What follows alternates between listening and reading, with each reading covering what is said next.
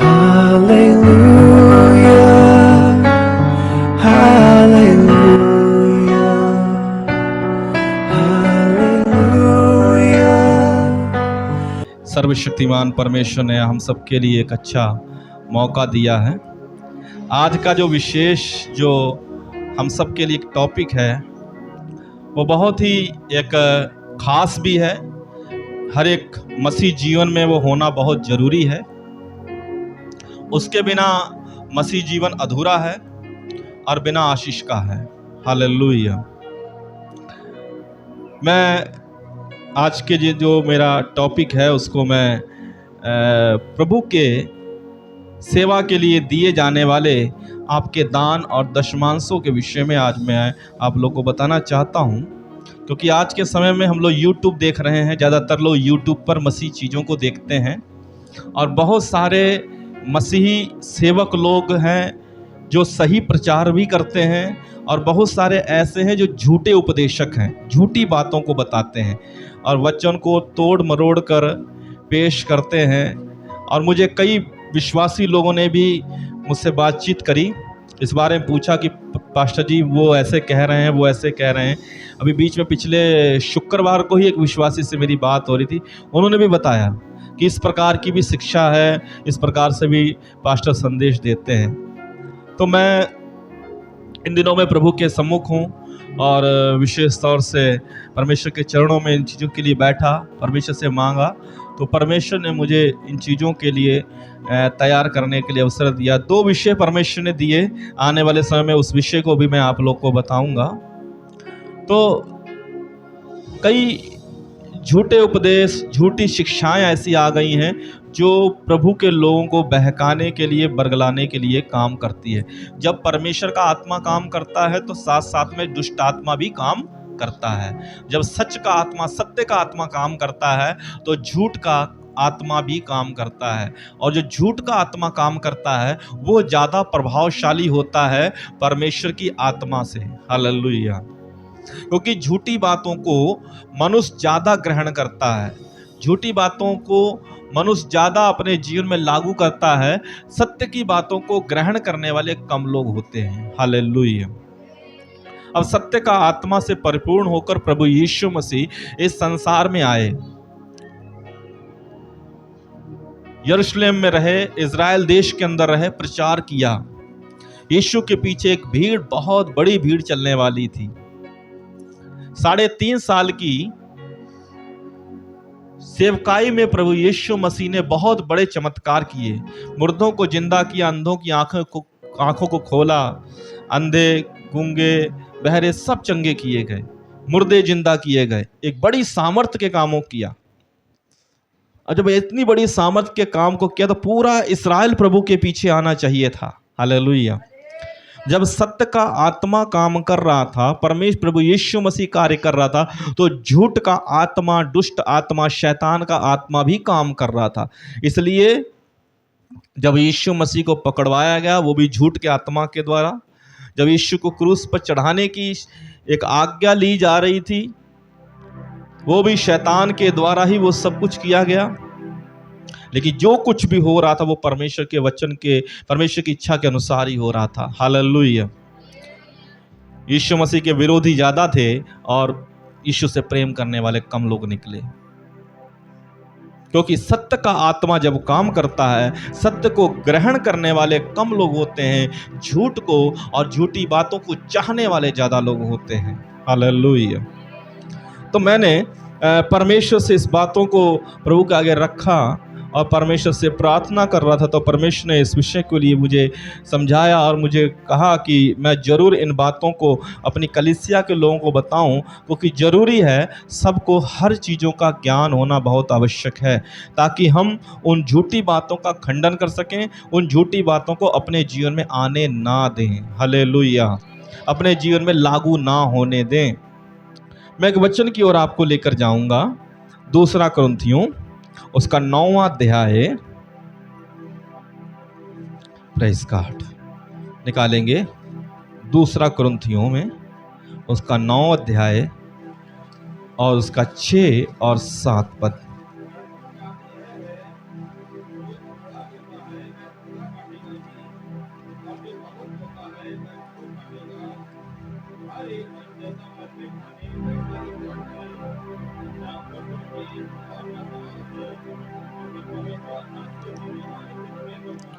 यहाँ पर प्रभु का वचन कहता है, यहाँ एक टॉपिक है, देखिए ऊपर जो है इसका हेडिंग लिखी हुई है, दान कैसे दे। जो थोड़ा बोता है वो थोड़ा काटेगा भी, जो बहुत बोता है वो बहुत काटेगा। फिर दान के विषय में यहाँ कहता है, हर एक जन अपने मन में जैसा ठाने वैसा ही दान करे, ना कुड़ कुड़ के और ना दबाव से, क्योंकि परमेश्वर हर्ष से देने वालों से क्या करता है, प्रेम रखता है। हालेलुया। प्रभु के समीप जब हम दान लेकर आते हैं तो कभी भी कुड़ कर प्रभु के लिए दान देना नहीं चाहिए। कभी भी रो कर या बड़े समस्या में पड़े हैं तब भी दे रहे हैं, ऐसा दान परमेश्वर के सामने कुछ भी ग्रहण योग्य नहीं ठहरता है। परमेश्वर के सामने जब हम भेंट लेकर आते हैं तो उस भेंटों को बड़े ही खुशी और आनंद के साथ हमें परमेश्वर के सम्मुख चढ़ाना चाहिए, क्योंकि जो कुड़ के दान दिया जाता है, जो बंधे मन के साथ दिया जाता है या बेमन के साथ दिया जाता है, वो परमेश्वर के सम्मुख ग्रहण योग्य नहीं होता है, क्योंकि परमेश्वर केवल हर्ष से देने वालों से प्रेम रखता है, आनंद से देने वालों से प्रेम रखता है। अच्छा, हर्ष से कौन देता है? बड़े आनंद के साथ परमेश्वर के लिए कौन उस भेंटों को लेकर आता है, कौन भेंटें चढ़ाता है खुशी के साथ? जो परमेश्वर के गुप्त भेद को जानते हैं, जो समझ चुके हैं कि हम जो परमेश्वर के लिए भेंट लेकर आए हैं उसका प्रतिफल हमें क्या मिलेगा, वही लोग परमेश्वर के लिए हर्ष से देते हैं। हालेलुया। उन्हीं को फिर परमेश्वर भी उनको उनकी उस भेंटों को जो उन्होंने हर्ष से, खुशी से, आनंद से परमेश्वर के लिए चढ़ाया है, उसके बदले में परमेश्वर को आशीर्वाद देता है। हालेलुया। या फिर ये कह दें, जिन्होंने आनंद के साथ बोया है वो अधिक काटेंगे भी। हालेलुया। जिन्होंने जैसा बोया है वो वैसा काटेगा, जिन्होंने थोड़ा बोया है वो थोड़ा काटेंगे, लेकिन जिन्होंने ज़्यादा बोया है वो ज़्यादा काटेंगे। जब आप प्रभु के लिए दान लेकर आते हैं, आप बोते हैं, और जब आप बो देते हैं तो इसका मतलब ये है आपका दान आप परमेश्वर की सेवा के लिए अर्पण किया गया, परमेश्वर के भवन के लिए अर्पण किया गया है। परमेश्वर ने आपकी भेंटों को ग्रहण किया है, इसके बदले में परमेश्वर आपके काम को आशीष करेंगे, आपके परिवार को आशीष करेंगे, आपके बाल बच्चों को आशीष करेंगे, आपकी संतानों को परमेश्वर आशीष करेंगे। हालेलुया। आप परमेश्वर की ओर से आशीषित होंगे, क्योंकि आपने आनंद के साथ परमेश्वर को अर्पण किया है। हालेलुया। दो लोग परमेश्वर के आगे भेंट लेकर आए, कैन और हाबिल। हाबिल की भेंट को परमेश्वर ग्रहण करता है, क्योंकि हाबिल के मन में किसी भी प्रकार का कोई कुड़ कुड़ के प्रभु के आगे देने का मन नहीं है। वो आनंद के साथ परमेश्वर के आगे लेकर आया, खुशी के साथ लेकर आया, और जब खुशी के साथ वो लेकर आया, प्रभु ने उसे ग्रहण किया। कैन की भेंट को परमेश्वर ने बिल्कुल भी ग्रहण नहीं किया, क्योंकि कैन के मन में क्या था, परमेश्वर को दे रहे हैं, व्यर्थ दे रहे हैं, मैंने बोया है, मैंने ही मेहनत करी है, मैंने ही परिश्रम किया है, मैंने ही खेतों में पानी लगाया और फिर अनाज बड़ा हुआ, सब कुछ मैंने ही किया है, मैं क्यों दूं परमेश्वर को? फिर भी बेमन के साथ कि मेरा छोटा भाई परमेश्वर के आगे भेंट लेकर गया है, मुझे भी लेकर जाना चाहिए, वो लेकर गया। लेकिन कैन की भेंट को परमेश्वर ने ग्रहण नहीं किया। हाबिल की भेंट स्वीकार की जाती, और बाइबल में हाबिल को धर्मी पुरुष के नाम से कहा गया है। प्रभु यीशु मसीह भी उसको धर्मी हाबिल के रूप में कहते हैं। हालेलुया। तो इस रीति से अगर हम कहें तो आपके दान परमेश्वर के सामने भेंटे हैं, और जो कुछ भी हम प्रभु के लिए अर्पण करते हैं, भेंट लेकर जाते हैं, वो सब क्या होती है, परमेश्वर को स्वीकार होती है और परमेश्वर से ग्रहण करते हैं। लेकिन जब कोई बेमन के साथ अपने ऊपर बोझ समझकर, अपने ऊपर एक भारी मन के साथ, दुखी मन के साथ परमेश्वर के लिए भेंट लेकर जाते हैं, परमेश्वर उससे ग्रहण नहीं करते हैं। ऐसी भेंटों को परमेश्वर के आगे देना भी नहीं चाहिए। Hallelujah, hallelujah. ऐसी भेंटों को परमेश्वर के आगे नहीं रखना चाहिए, क्योंकि ऐसी भेंटें कोई स्वीकार नहीं होती है। भेंट का मतलब ये है, दान का मतलब ये है कि वो भेंट है। भेंट का मतलब ये है कि आप परमेश्वर से मिलने आए हैं, आप परमेश्वर से मिलने आए हैं, आप प्रभु को देंगे भी और मिलेंगे भी, उससे बातचीत करेंगे। हालेलुया। भेंट का दो प्रकार का अर्थ है, एक मिलना और एक देने के लिए आना। जब लोग देते हैं परमेश्वर के लिए, अपनी कमाई में से परमेश्वर के लिए देते हैं, वो परमेश्वर से मिलने का एक रास्ता खोल देती है। हालेलुया। हम लोग देखते हैं सबसे पहला जो प्रभु के सेवक अब्राहम ने परमेश्वर के लिए सबसे पहली भेंट, जब पहला दशमांश का मतलब जो कुछ भी उसका है उसमें से उसने परमेश्वर के लिए 10वां हिस्सा निकाल कर दिया। उत्पत्ति 14 अध्याय निकालेंगे, उसका 18 पद से लेकर 20 पद तक आप पढ़िएगा। 14 अध्याय उत्पत्ति 18 से 20।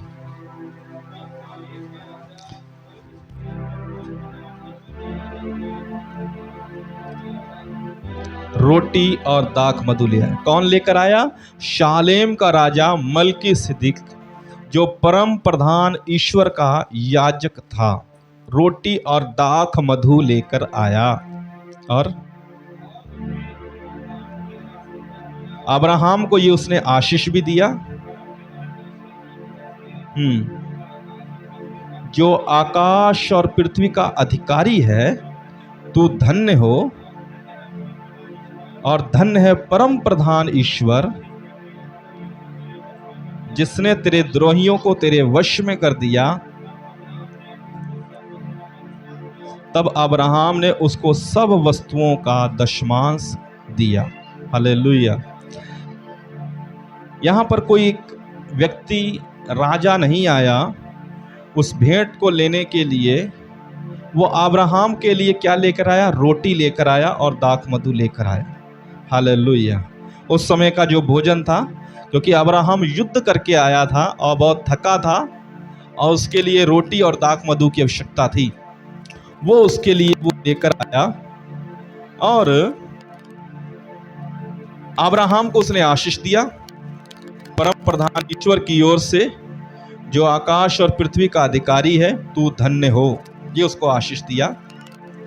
और अब्राहम ने भी उसको सब वस्तुओं का दशमांश दिया। यहां पर बड़ा ही एक विशेष है, एक ऐसा व्यक्ति जिसके बारे में बाइबल में ज्यादा नहीं लिखा गया। उत्पत्ति में लिखा गया, फिर वो शायद वो भजन संहिता में भी लिखा है, नाम उसका आया है, इब्रानियों की पुस्तक में नाम आया, मलकीसिदक। मलकीसिदक कौन है? परम प्रधान परमेश्वर का याजक है। हालेलुया। ये वो याजक है, शालेम का राजा। शालेम का मतलब क्या है? शांति, शांति का राजा प्रभु यीशु मसीह। मलकीसिदक को प्रभु यीशु मसीह के रूप में भी जाना जाता है, कि प्रभु यीशु मसीह परम प्रधान परमेश्वर के याजक के रूप में आया, और अब्राहम को उसने वो दिया, दाख मधु और रोटी दी। और साथ में अब्राहम ने उसके लिए क्या अर्पण किया, क्या भेंट दी? अपने सारे वस्तुओं का दशमांश परमेश्वर के समीप दिया, परमेश्वर के याजक को। हालेलुया। अब इससे भेंट लेने के लिए कोई राजा नहीं आया, शालेम का राजा है। कौन है? शांति का राजा, हमारा प्रभु परमेश्वर, वो आया। क्योंकि अगर ये राजा कहीं पृथ्वी का अगर होता, तो इसके राज्य के विषय में और भी उसके बारे में लिखा जाता। शालेम ना तो इसके बाद कहीं पर शालेम नाम का जिक्र हुआ है बाइबल में, ना शालेम के कोई राज्य के बारे में बताया गया है कि शालेम कोई राज्य था, कोई देश था, ऐसे भी नहीं बताया गया। इसके बाद इसका जिक्र नहीं हुआ इस राज्य के बारे में। देखिए केवल यहाँ लिखा गया शालेम का राजा। प्रभु यीशु मसीह मलकीसिदक की रीति पर महायाजक बना, जिसने हमारे प्रायश्चित के लिए अपने पवित्र लहू को बहाया। हालेलुया। और ये राजा शालेम का राजा, पृथ्वी पर तो कोई शांति का राज्य है ही नहीं। जितने भी राज्य हुए, जितने भी देश हुए, सब में युद्ध हुए, सब में लड़ाइयाँ हुई, सब में खून बहाया गया, तलवारें चली। कहीं पर भी किसी भी देश में, किसी भी राज्य में शांति रही ही नहीं। तो शांति का राजा इस पृथ्वी पर तो कोई राजा होगा ही नहीं जिसके राज्य में कुछ ऐसा ना हुआ हो।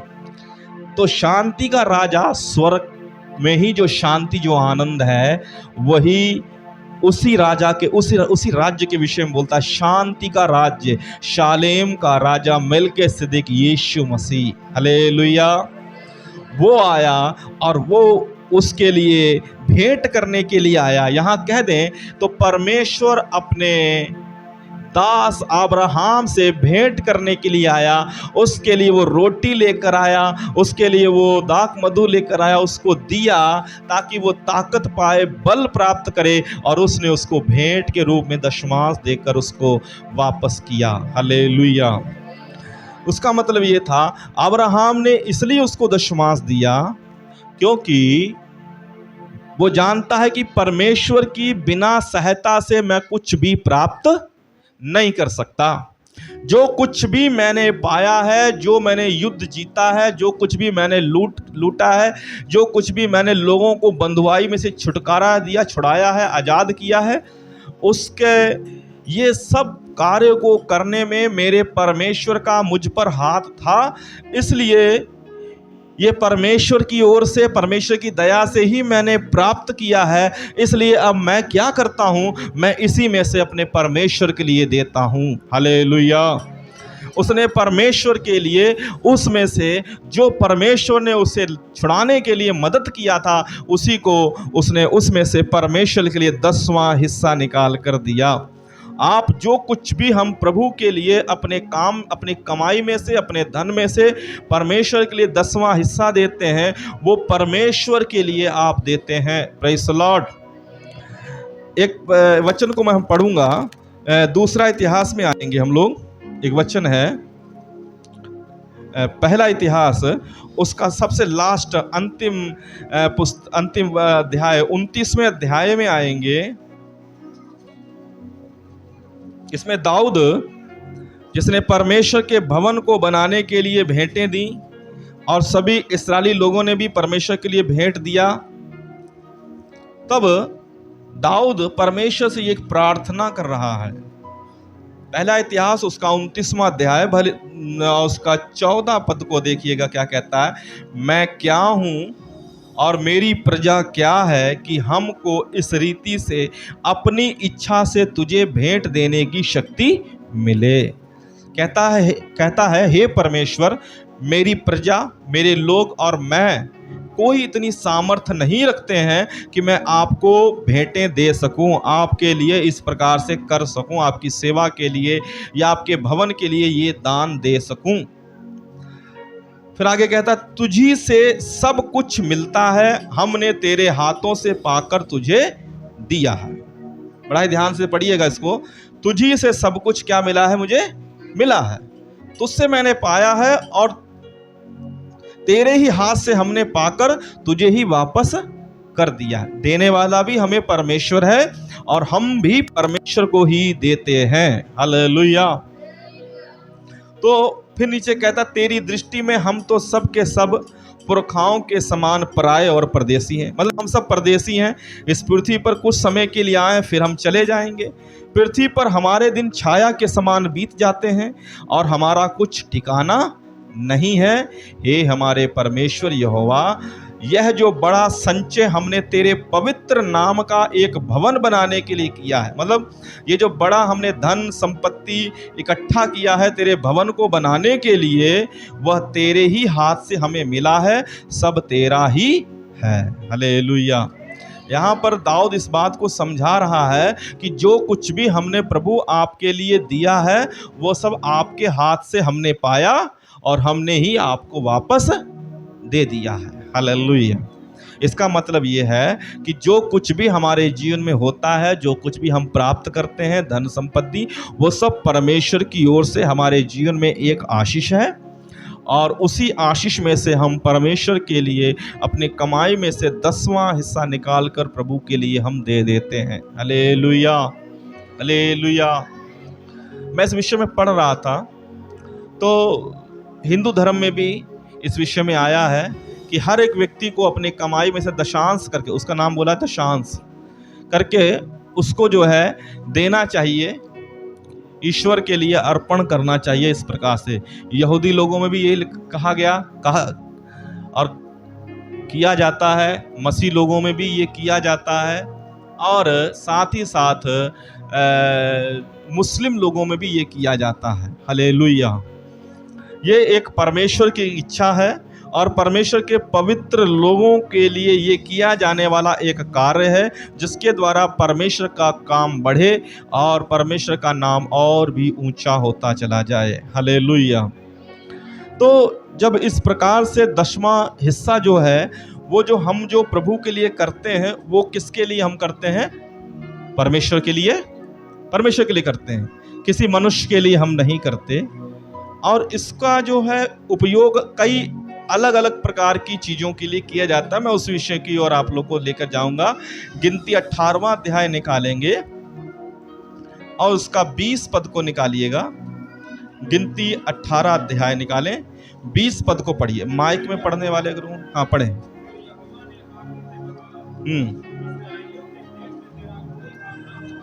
यहोवा ने हारून से कहा, इस्राएलियों के कोई भी भाग में तेरा भाग ना होगा, ना उनके बीच तेरा कोई अंश होगा, उनके बीच तेरा भाग और तेरा अंश केवल कौन है? मैं ही हूं। हालेलुया। परमेश्वर यहां क्या कहते हैं? हारून। हारून कौन है? परमेश्वर का याजक।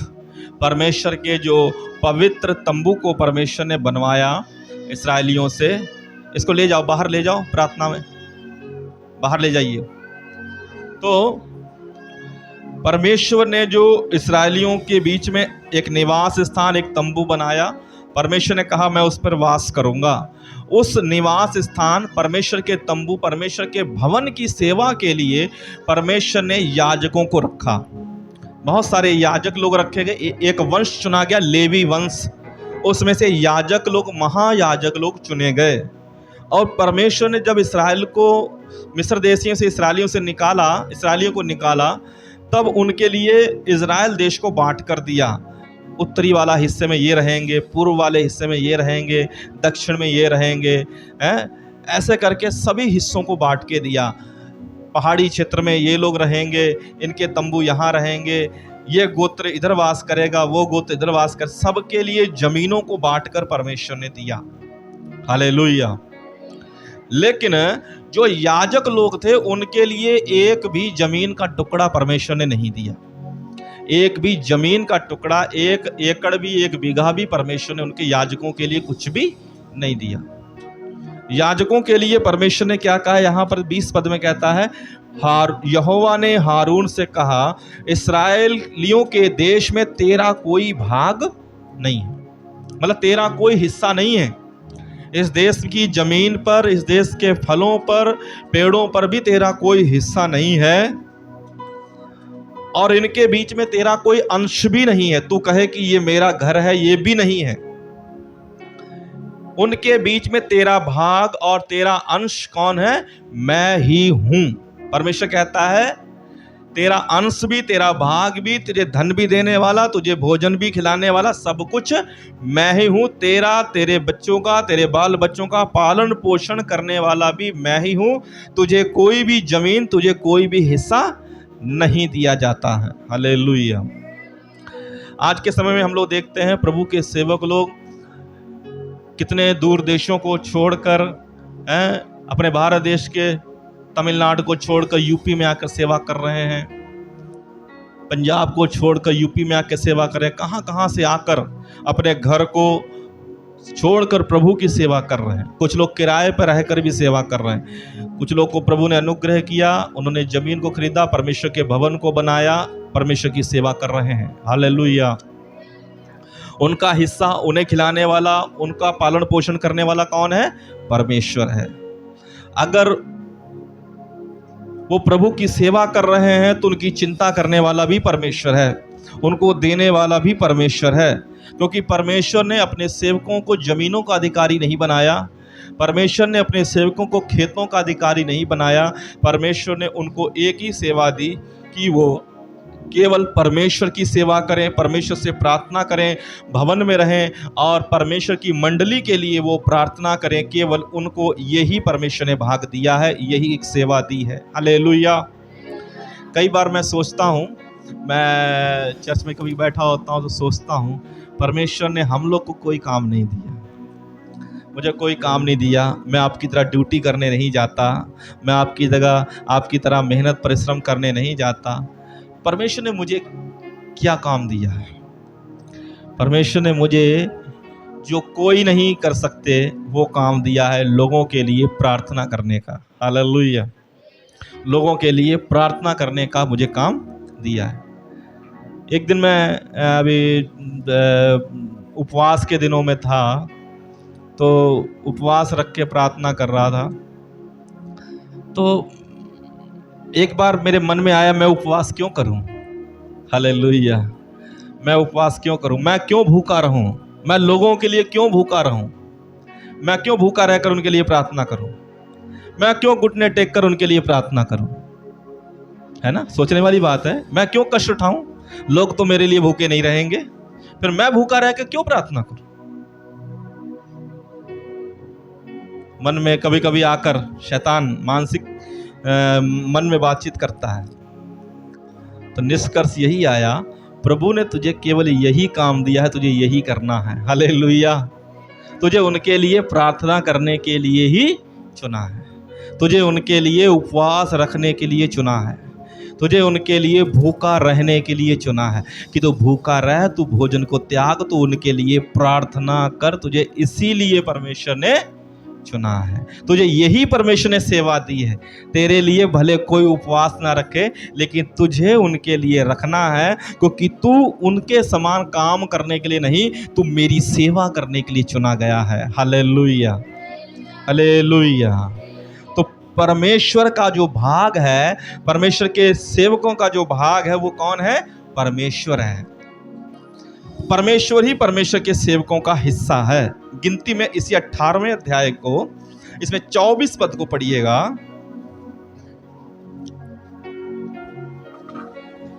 18 का 24। क्योंकि इजरायली जो दशमांश यहोवा को उठाई हुई भेंट करके देंगे, जो अपने भेंट को, दशमांश को यहोवा के लिए भेंट करके देंगे, उसे मैं लेवियों को निज भाग करके देता हूँ। उसे मैं लेवियों को क्या करके देता हूँ? निज भाग करके देता हूँ।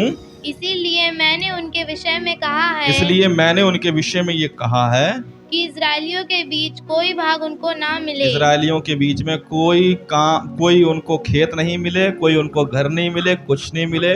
वो परमेश्वर की सेवा करते हैं, वो परमेश्वर के भवन में रहें, उनके लिए किसी भी प्रकार का कोई खेत खलियान नहीं दिया जाएगा। हालेलुया।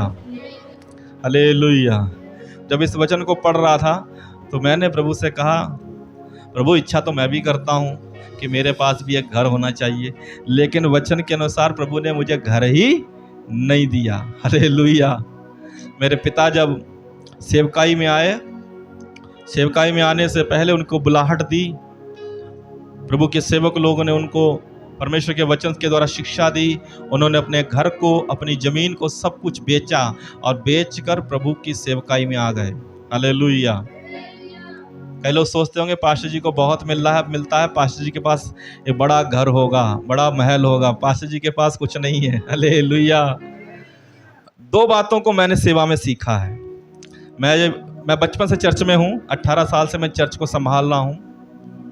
2007 से शायद मैं आ गया था, या 6 में मैं आ गया था, 6 में आया था शायद मैं।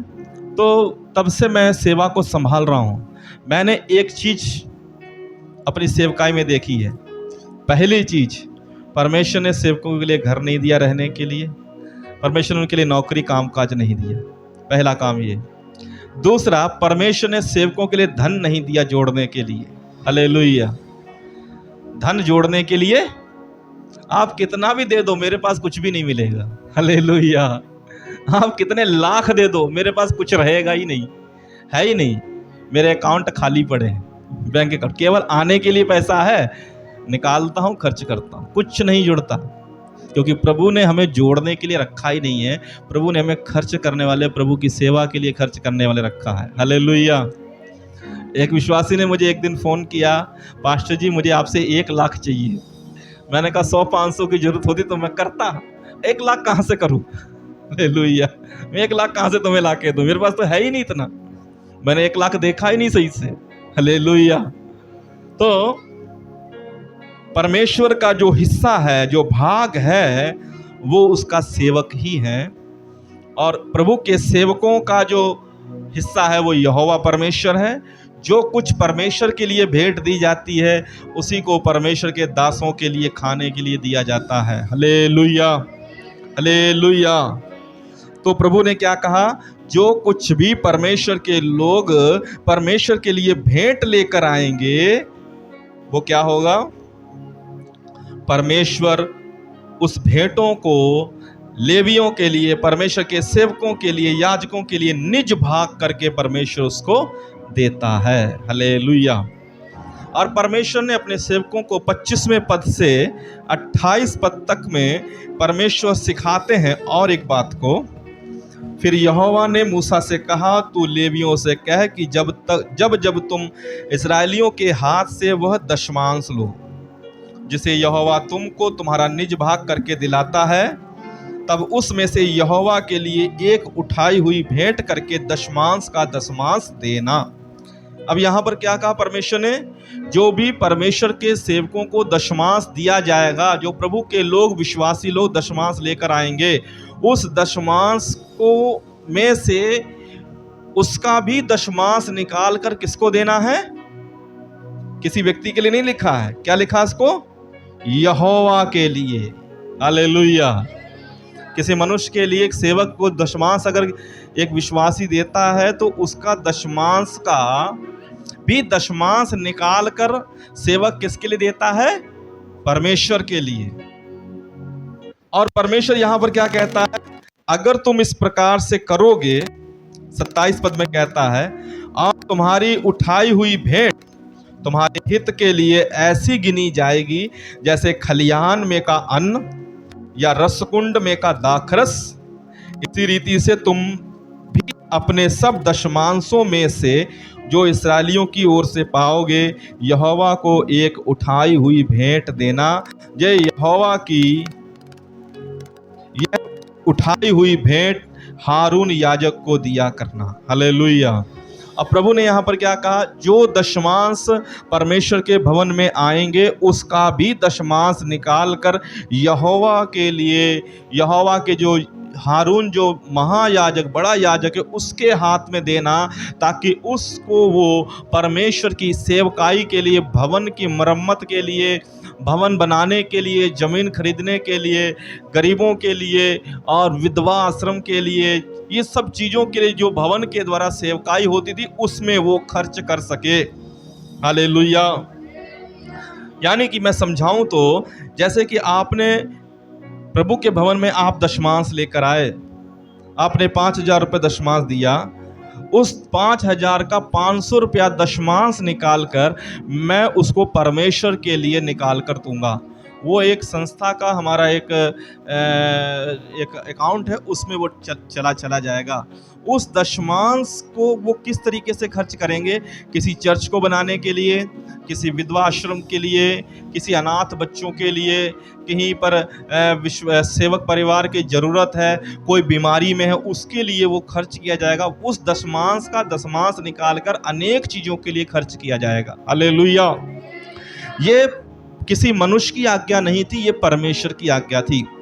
अगर आप इसमें सच्चे रहोगे तो परमेश्वर क्या कहता है? खलिहान में जिस प्रकार से अन्न इकट्ठा किया जाता है, उसमें अन्न के समान परमेश्वर तुम्हें आशीष देगा, और दाखरस के समान अंगूरों का रस जिस प्रकार से निकाला जाता है उसमें का आशीष, वैसा आशीष तुम प्राप्त करोगे। हालेलुया।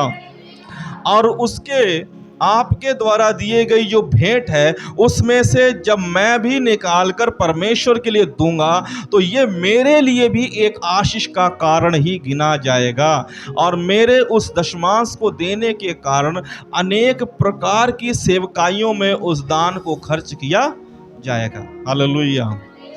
एक विश्वासी ने जो दान दिया, उस दान के द्वारा क्या होता है, बहुत सारे कामों के लिए खर्च किया जाता है, बहुत सारे कामों के लिए। आपका दान सिर्फ एक व्यक्ति के लिए नहीं होता है, आपका दान बहुत सारे लोगों के लिए खर्च किया जाता है। इसलिए जो भी हम करते हैं वो सब कुछ परमेश्वर की सेवकाई के लिए और परमेश्वर के लिए ही करते हैं। Hallelujah, hallelujah.